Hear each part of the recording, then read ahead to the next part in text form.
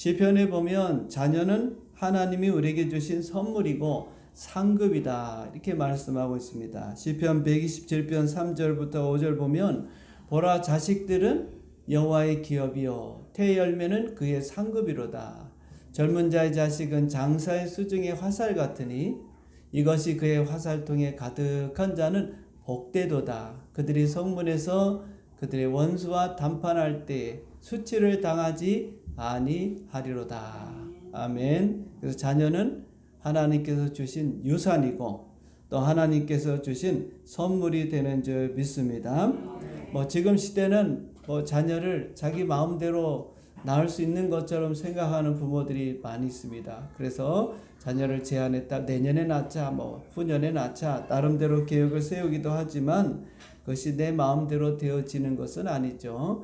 하나님께서 자녀를 주셔야 우리가 자녀를 가질 수가 있습니다. 따라서 자녀가 있다는 것은 하나님의 축복이고 또 특별히 많은 자녀를 갖는다는 것은 부모에게 큰 힘이 된다. 이 시편의 말씀이 되어지는 것입니다. 오늘 본문에 보면 사람들이 예수님께 아이들을 데리고 왔는데 그 이유는 만져주시고 또 그 아이를 축복해 주시기를 바라는 그런 생각에서 예수님께 아이들을 데리고 왔어요. 그랬더니 제자들이 오늘 보면 꾸짖었다 그랬습니다. 13절에 보니까 사람들이 예수님께 만져주심을 바라고 어린아이들을 데리고 오매 제자들이 꾸짖거늘 그랬어요. 당시 유대인들은요 존경받는 납비라든지 대제사장에게 가서 아이들에게 축복 기도를 받는 그런 풍습이 있었어요. 그렇게 하는 이유가 뭐겠습니까? 부모들의 마음은 내 자녀가 잘 됐으면 좋겠다. 또 건강하게 자랐으면 좋겠다. 앞으로 훌륭한 인물이 됐으면 좋겠다 하는 그런 마음을 가지고 하나님의 종들에게 또 존경받는 납비에게 기도를 받기를 원한 것이죠. 그러니까 이런 마음을 가지고 주님 앞에 나온 것입니다. 왜냐하면 예수님은 존경받는 그런 납비와 같은 분이요. 또 하나님께서 보내신 그런 선지자요. 또 우리 예수님께서는 많은 능력을 행하셨기 때문에 예수님께 데리고 가서 우리 아이들을 예수님께 기도를 부탁하고 축복 기도를 받게 되면 우리 자녀들이 다 잘 되지 않을까 그런 생각들을 부모들은 했던 것이죠. 그래서 예수님께 아이들을 데리고 왔어요. 그러나 제자들은 오히려 아이들이 예수님의 사역에 방해가 된다고 생각을 했던 것입니다. 하나님의 말씀을 전하고 또 여러 가지 사역을 통해서 병자들을 치료하고 하는 그 과정 속에 아이들은 산만하고 또 주의력이 없기 때문에 어른들이 모여있는 그곳에 아이들이 있으면 방해가 됩니다. 그래서 예수님의 방해될까봐 제자들이 예수님의 사역을 돕기 위해서 아이들을 가까이 오지 못하게 막았고 꾸짖었던 것이죠. 말씀을 전하고 또 병자들을 고치고 하는 그런 것들을 아이들이 얼마나 보면서 신기하고 재밌겠어요. 볼거리가 없는데. 그러니까 예수님께로 아이들이 많이 왔던 것 같아요. 또 부모도 앞서 얘기했지만은 예수님에게 좀 축복 기도를 받아야 되겠다. 우리 아이들에게 예수님께서 기도를 해주시면 더 잘 되지 않을까 그런 기대를 가지고 예수님께 왔지만 제자들은 예수님의 사역에 말씀을 전한 일에 방해될까봐 제재를 했습니다. 꾸짖었습니다. 왜 아이들을 데리고 오느냐. 그랬더니 14절에 보니까 이 모습을 본 예수님께서 노하셨다 그랬어요. 예수께서 보시고 노하셨다. 노하시오 그랬어요. 화가 났다 그 말이겠죠. 자, 무슨 얘기겠습니까? 예수님께서 노하셨다는 것은 제자들의 행동은 예수님의 뜻이 아니다. 예수님의 뜻이 아니에요. 예수님이 가지고 있는 마음이 아닙니다. 예수님의 마음은 어떤 마음입니까? 아이들에 대해서 열린 마음을 가지시고 그 아이들이 말씀을 듣는데도 와야 된다. 또 예수님이 사역을 하는 데도 있어서도 이 아이들이 와서 봐야 된다. 이런 생각을 예수님은 했던 것이죠. 오히려 아이들이 참석해서 예수님이 설교하는 그 설교를 듣고 예수님이 하시는 그 모든 것들을 보도록 주님께서는 원하셨던 것입니다. 그러나 이 마음, 이 뜻을 제자들은 몰랐던 거예요. 자, 왜냐하면 예수님께서 어린아이도 하나님에 들어가야 한다고 한 영혼이기 때문에 주님께서는 가치 있게 생각하셨던 것이죠. 그래서 14절에 보면 뭐라 했습니까? 어린아이들이 내게 오는 것을 용납하고 금하지 말라. 하나님의 나라가 이런 자의 것이니라. 하나님의 나라, 천국이 이런 자의 것이니라. 그러니까 우리 어른들만 천국에 가야 되는 것이 아니고 아이들도, 아무것도 모르는 아이들도 천국에 가야 될 대상이 된다. 주님께서 그렇게 말씀하시는 것입니다. 당시 사회적으로 보면 아이들은 굉장히 무시당했어요. 사람들 숫자에도 들어가지 않았습니다. 마치 물건 취급할 정도의 그런 상황이었기 때문에 아이들에 대한 소중함, 가치 있게 여기는 게 없었던 그런 시절입니다. 지금은 우리가 알다시피 시대도 바뀌었지만 아이들을 하나 둘밖에 안 낳아서 그렇죠. 옛날에는 뭡니까? 그냥 많이 나면 막 5, 더 많이 나면 10, 11, 12, 그 이상도 낳기도 하고 말이죠. 그래서 오히려 자녀가 많은 것이 어떨 때는 부모 입장에서 부자는 모르지만 가난한 집에서는 짐이 될 때도 많이 있어요. 너무 많이 나니까. 그러니까 소중한 걸 모르는 거죠. 우리가 많으면 소중하고 가치 있게 느끼지 않잖아요. 지금은 그냥 하나가 되니까 그 한 아이에 매여가지고 어쩔 줄을 모르는 거예요. 부모들이. 그리고 그 아이에게 모든 정성을 다 쏟잖아요. 그러다 보니까 아이들이 때로는 버릇이 없기도 하고 어떨 때는 그 아이들이 바르게 자라지 못하는 그런 경우들도 있습니다. 오늘 이 시대는 또 이제 우리나라 같은 경우는 또 자녀를 낳지 않아서 심각한 문제, 몇 년도가 되면은 대한민국 사람이 없어진다, 이런 어려운 참 문제들이 발생하고 있는데, 어쨌든 이 당시로 보면 자녀를 소중히 여기던 시대가 아니다. 그런데 예수님께서는 아이들에 대해서 그렇게 생각하지 않았다. 우리 예수님께서는 이 아이를 한 인격체로 또 한 영혼으로 소중하게 가치 있게 여겼을 뿐만 아니라 그들에 대해서 사랑과 친절과 배려의 마음으로 대해 주셨다는 것입니다. 이런 예수님의 행동은 당시로 보면 굉장히 참 혁명적인 모습이죠. 아이들을 소중하게 여기지 않고 가치 있게 여기지 않고 물건 취급하던 그때에 우리 예수님은 그러지 않았으니까 사회적 통념에서 보면 받아들일 수가 없었던 거죠. 야, 예수님은 이상한 분이다. 아이들을 그렇게 소중한가? 아이들을 그렇게 생각해야 되는가? 그런 시대였던 것이죠. 자, 마가복음 9장 37절에 보면은요, 예수님께서 이런 말씀하셨어요. 누구든지 내 이름으로 이런 어린아이 하나를 영접하면 곧 나를 영접하며, 누구든지 나를 영접하면 나를 영접함이 아니요 나를 보내신 이를 영접함이라. 할렐루야. 할렐루야. 어린아이 하나라도 영접하면 주님을 영접하는 것이요, 또 주님을 영접하면 하나님을 영접하는 것이다. 하나님을 대접해 드린다, 그 말. 그래서 여러분, 어린아이들 하나하나가 여러분 중요한 것입니다. 지금은 더 말할 게 없죠. 지금은 다 부모들이 내 아이 그래가지고 소중하게 생각합니다. 지금은 좀 이타적인 마음을 가져야 돼요. 내 아이만 소중한 게 아니고 남의 아이들도 소중하게 생각을 해야 합니다. 너무 내 아이, 내 새끼 이러다 보니 오히려 많은 문제들이 발생하는 경우가 많았어요. 우리 아이도 소중하고 다른 아이들도 소중하다고 생각을 우리 그리스도인들은, 성도들은 특별히 가져야 될 줄 믿습니다. 그래서 한 영혼의 이 귀함, 어린아이의 그 영혼이 구원받아야 된다는 이 가치를 예수님께서는 그때 당시 바로 제자들에게 또 사람들에게 알려주셨다는 겁니다. 그러므로 오늘 우리는 한 어린 영혼, 한 아이를 소중하게, 오늘 교회는 한 아이를 소중하게 여기고 그 영혼을 구원하는 일에 우리가 힘써야 될 줄 믿습니다. 어린아이들이 아무것도 모르는 것 같아도요, 그들은요 다 듣고 보고 그리고 다 나름대로 생각합니다. 우리에게 말을 못할 뿐이지, 여러분, 우리 교회 자녀들이 이렇게 교회 와서 어른들의 설교, 목사님의 설교를 들으면 모를 것 같지만 여러분 다 듣습니다. 여러분 자면서도 들어요. 귀는 열려 있기 때문에. 그래서 여러분 우리 애가 자는구나. 그리고 두 분이서 그때 여러분 욕하고 싸우면 안 됩니다. 네? 다 듣고 있습니다. 다 듣고 다 뭐하고 다 보고 부모님이 하는 모든 것을. 그래서 교회에서 우리 교회는 뭐 아이들이 좀 어려서 그렇지만 조금 어떤 교회는 부모들과 자녀들이 다 함께 예배드려요. 참 좋은 것 같아요. 그럴 수만 있다면 함께 하나님 앞에서 자녀들과 함께 예배드리면 좋아요.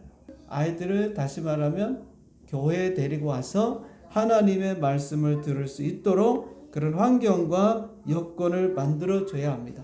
그래서 부모는 자녀를 양육하는 데 있어서 아이들의 영혼을 소중히 여기고 아이들을 주님의 품으로 인도하는데 우리가 힘써야 될 줄 믿습니다. 첫 번째로 부모는요, 자녀를 하나님이 주신 선물이며 우리에게 양육하라고 위탁했다는 것을 기억해야 합니다. 여러분, 내가 낳았다고 내 몸에서 10달 동안 품고 낳았다고 내 자녀가 아닙니다. 하나님이 주시지 않으면 그 자녀가 내 자녀가 될 수가 없어요. 내게 낳은 모든 자녀들은 다 하나님의 자녀인 줄 믿습니다. 하나님이 이 땅에 사는 동안에 우리에게 위탁한 거예요. 자녀를 잘 양육해라고 맡긴 것이지 내 자녀니까 내 것이다. 그러니까 내 마음대로 해야 되겠다. 이런 생각을 갖는다면 그것은 잘못된 생각입니다. 하나님이 주신 모든 것이 여러분 다 하나님 거 아닙니까? 재물도 하나님 거, 우리에게 주신 재능도 하나님 거, 우리가 갖고 있는 모든 받은 것들은 다 하나님 것이기 때문에 이 땅에 사는 동안에 우리가 그것을 잠시 맡아서 관리하다가 청지기적인 그런 사명을 감당하다가 우리 주님 부르시면 그때 다 놓고 가는 것입니다. 가져가는 거 아무것도 없어요. 자녀도 마찬가지입니다. 내 자녀라고 내 마음대로 해야 될 것이 아니고 하나님이 나에게 위탁해 주셨으니 이 자녀를 잘 양육해야 되겠다. 그렇게 생각을 갖고 자녀를 키워야 합니다. 그러니까 이 땅에서 아무리 잘해도 내 자녀가 천국에 못 가고 멸망의 길로 간다고 하면 무슨 의미가 있습니까? 아무리 잘하면 뭐예요? 그래서 그 영혼을 놓고 여러분들이 신앙으로 믿음으로 잘 양육해야 됩니다. 자녀를 양육하려고 하면 세상적인 가치관으로 교육을 시켜서는 안 됩니다.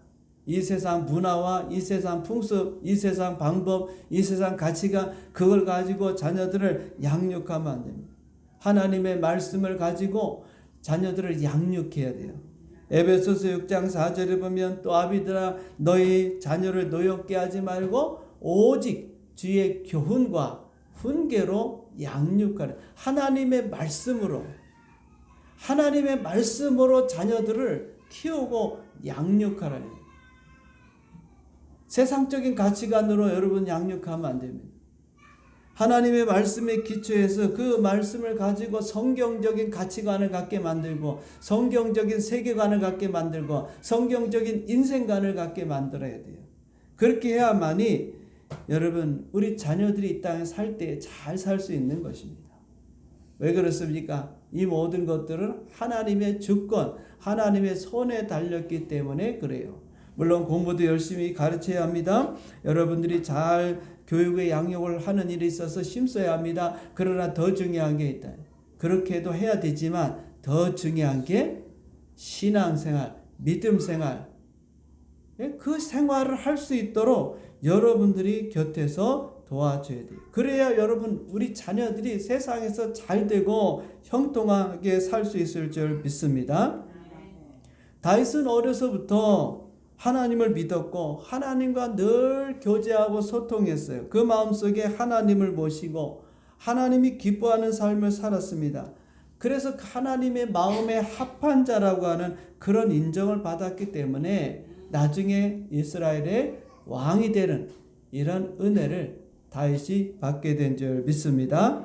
사도행전 13장 22절입니다. 패하시고 다윗을 왕으로 세우시고 증언하여 이르시되 내가 이새의 아들 다윗을 만나니 내 마음에 맞는 사람이라 내 뜻을 다 이루리라. 할렐루야.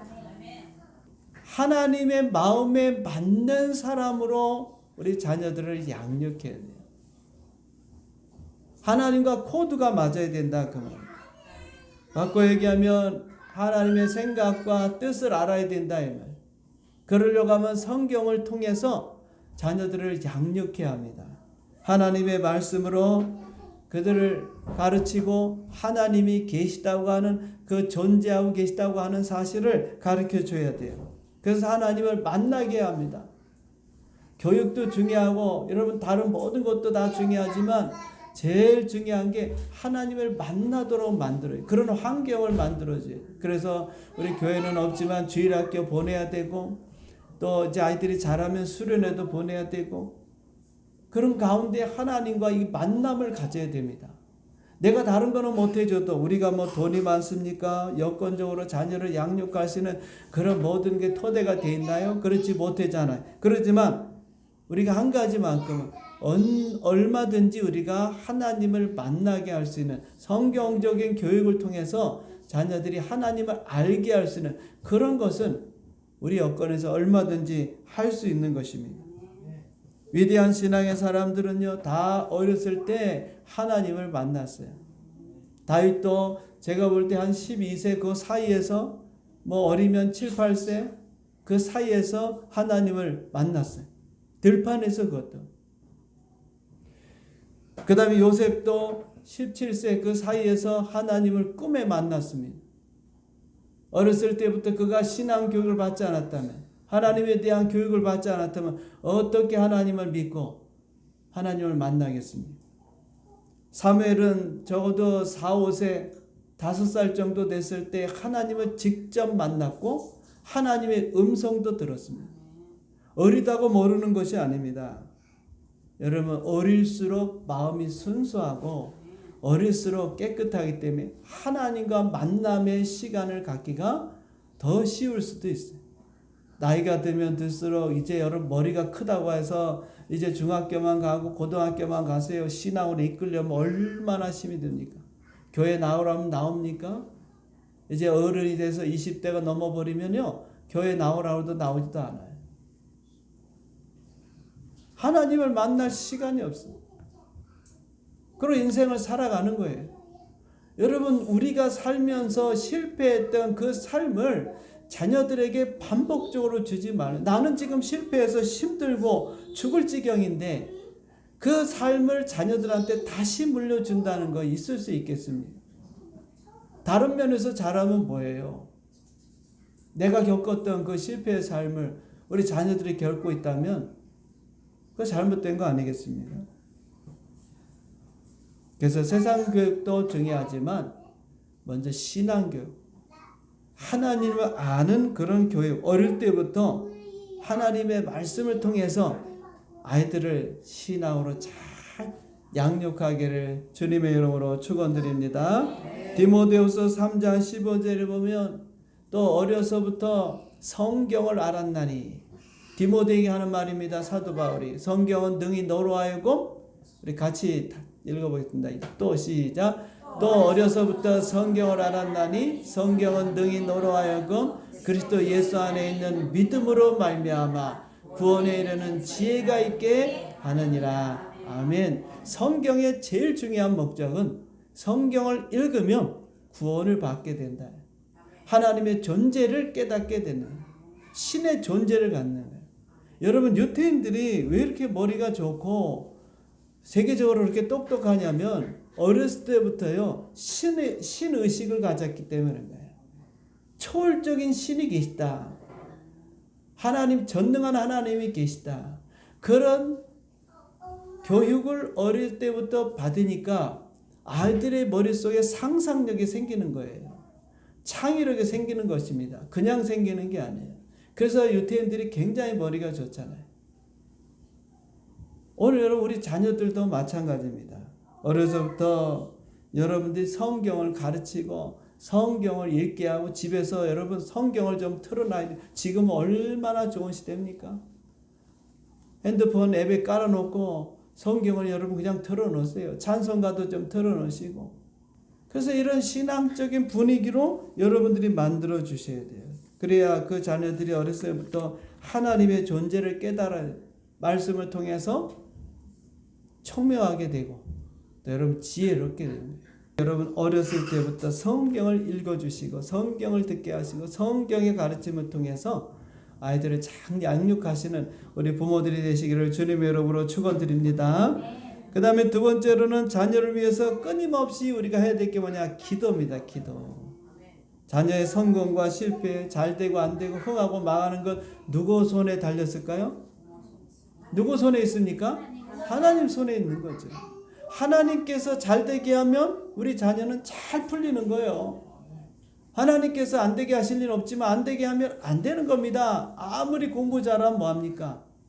좋은 대학교 나오고 좋은 기업에 들어가면 뭐예요?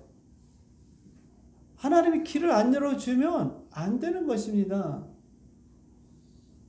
그래서 자녀들을 위해서 여러분들이 기도해야 돼. 기도. 사무엘의 어머니 한나가 불임올인해서 하나님 앞에 기도했잖아요.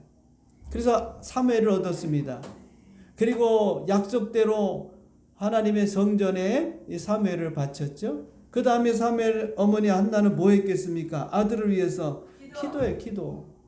기도의 어머니니까 기도한 거 아닙니까?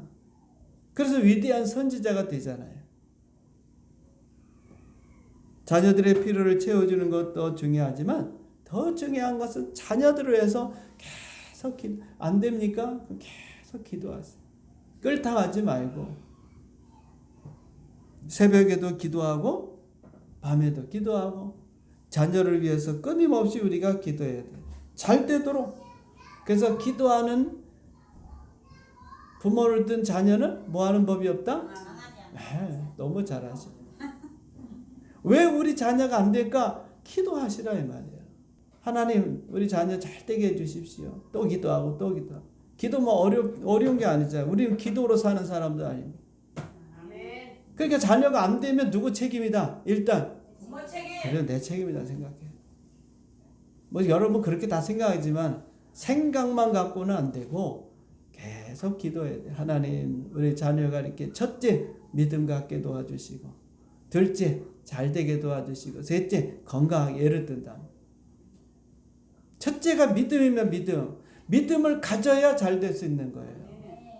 믿음이 없으면 아무 의미가 없는. 어떻게 성공합니까? 믿음이 없으면 하나님이 안 도와주는데 아무리 자기가 뛰어나고 뭐 머리가 뭐 박사 정도 된다고 남들보다 특출나다 하더라도 하나님이 안 도와주시고 어떻게 성공하려고 해요? 안 되잖아요. 그래서 부모들은 자녀들의 건강을 위해서도 기도하고 또 지금 직장생활 모든 면에서도 기도하고 또 여러 가지 하는 일이 잘 되도록 기도하지만 무엇보다도 하나님을 잘 믿도록 예배생활 나오도록 기도해야 합니다. 오늘은 우리 여러분 다른 게 우리가 메마른 게 아니죠. 눈물이 메말랐잖아요.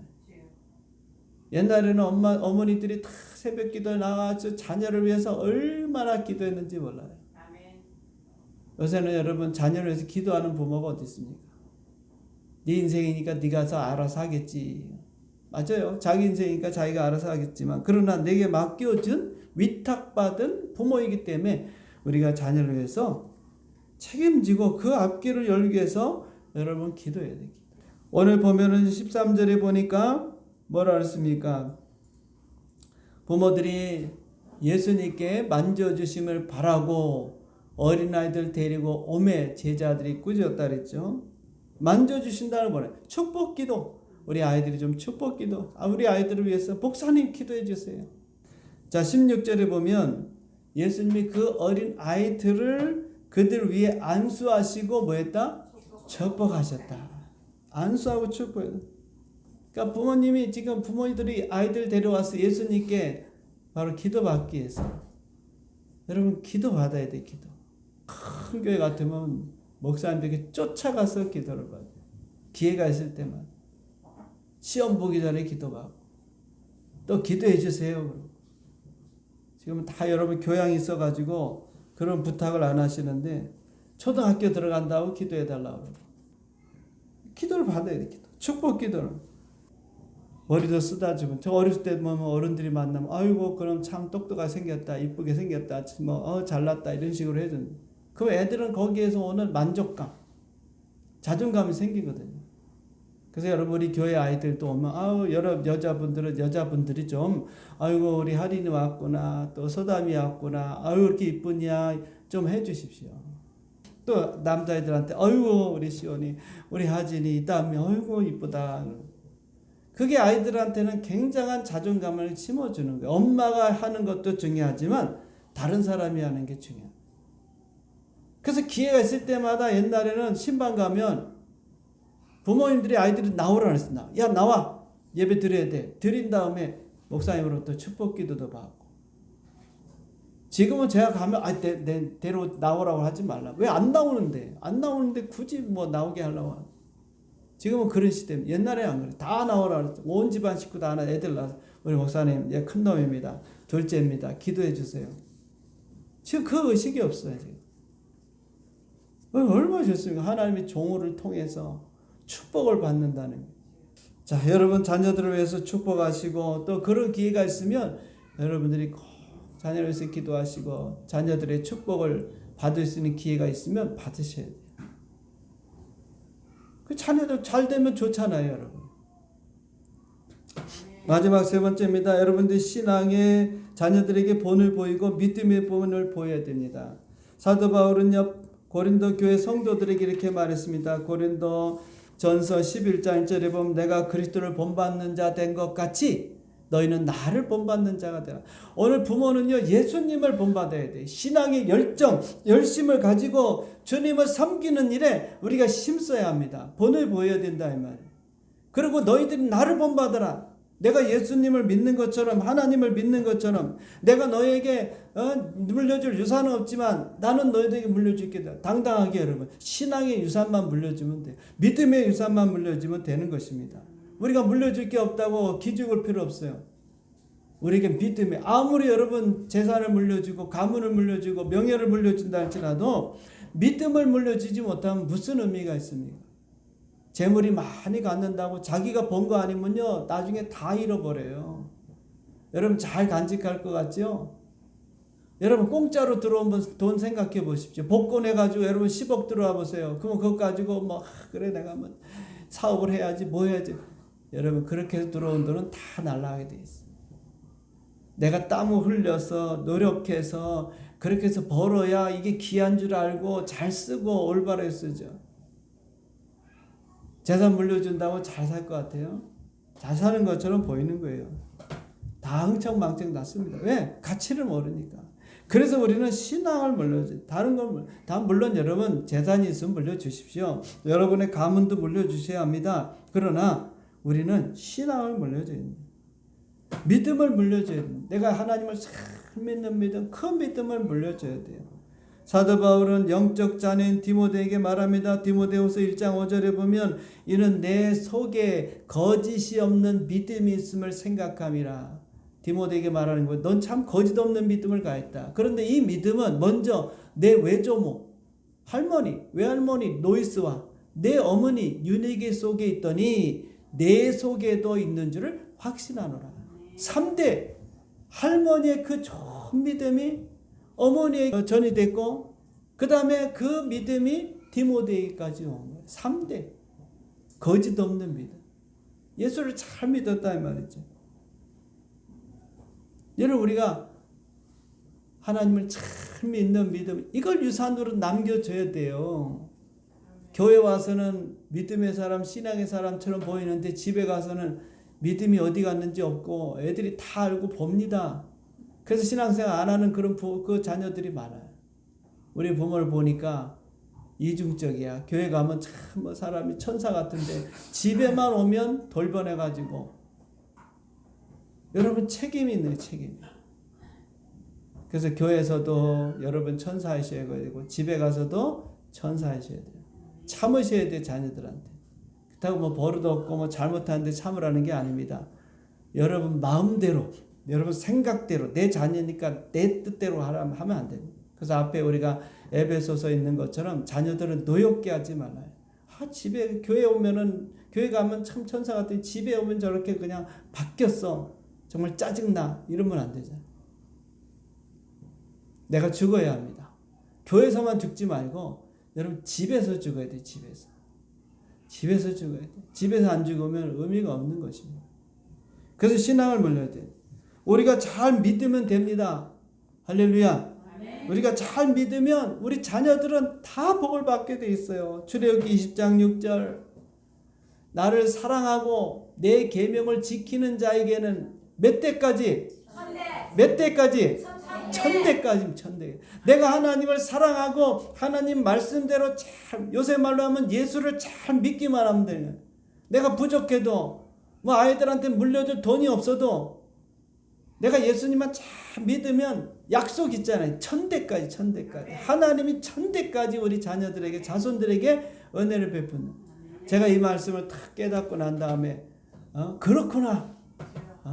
내가 가진 게 없지만 내가 예수를 잘 믿고, 저는 목사니까 하나님의 사명을 잘 감당하면 하나님께서 내 자자자자 손손 다 복을 주시겠구나.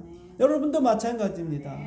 여러분들도 내가 남겨줄 거 없고 그렇다고 여러분 의기소침해하지 말고 하나님의 약속, 하나님이 책임져 주시면 되잖아요. 우리 자녀들을 하나님께서 붙들어 주시면 되잖아요. 그래서 하나님 아버지께서 여러분들의 자녀들을 다 함께 열어주시면 되잖아요. 그러려면 우리가 잘 믿어야 된다. 우리가 신앙의 모델이 돼야 된다. 와, 우리 어머님이 이렇게 기도하셨지, 우리 어머님이 성경 읽으셨지, 우리 어머니께서 이렇게 열심히 신앙생활 하셨지. 그게 남아야 되는데 그게 안 남고 만약에 이상한 게 남으면 안 되잖아요. 우리 어머니 교회에서는 권사님이 열심히 신앙생활하는데 집에 오더니 하트만 하고 맨날 소주 드시고 맥주 드시고 그러더라. 그런 기억이 있으면 안 되잖아요. 그렇잖아요. 예? 맨날 엄마는 드라마만 보고 말이지. 밥 해달라니까 밥도 안 주고 네가 해먹어 막 이러고 말이지. 그런 일 없겠지만은 그런 게 아이들한테 기억되지 말아야 됩니다. 그래서 그 자녀들이 우리 어머니, 우리 아버지처럼 내가 신앙생활, 믿음생활 해야 되겠구나 하고 그 마음에 품어야 되잖아요. 그만큼 우리가 이제는 부모로서 책임이 있는 거예요. 책임이. 자녀들한테 여러분. 자녀들이 왜 신앙생활 안 하냐? 문제가 누구한테 있냐? 나한테. 첫째는 나한테. 지금이라도 우리가 늦지 않았으니까 여러분 기도하고 자녀들을 위해서, 물론 여러분이 열심히 믿음생활하고 신앙생활하고 본을 잘 보여도 또 생각외로 삐뚤어 나가는 그런 자녀도 있어요. 그렇지 않다는 게 아닙니다. 여러분 다 잘못됐다는 게 아니에요. 이게 다 맞아야 되더라고. 부모와 자식 간에도 맞아요. 어떤 자녀는 부모가 제대로 못해도 또 열심히 신앙생활 잘하는 그런 자녀도 있고요. 이게 다 자녀마다 다 다른 거예요. 자, 그러므로 여러분 이제 우리 자녀들 앞에 정말 믿음의 사람으로 부끄러움 없이 사시고요. 교회와 가정과 삶에, 여러분 직장, 신앙에 좀 본을 좀 보이시고요. 오늘 여러분의 자녀에게 신앙과 믿음의 유산을 우리가 물려주어서 그 자녀들이 정말 하나님을 믿는 신앙으로, 믿음으로 살아서 하나님께서 그들을 앞길을 열어주시고 축복해 주시고 형통케 해주시고, 이건 다 하나님의 손에 달린 것이니까 그러면 얼마나 좋겠습니까? 오늘 여러분 하나님의 자녀를,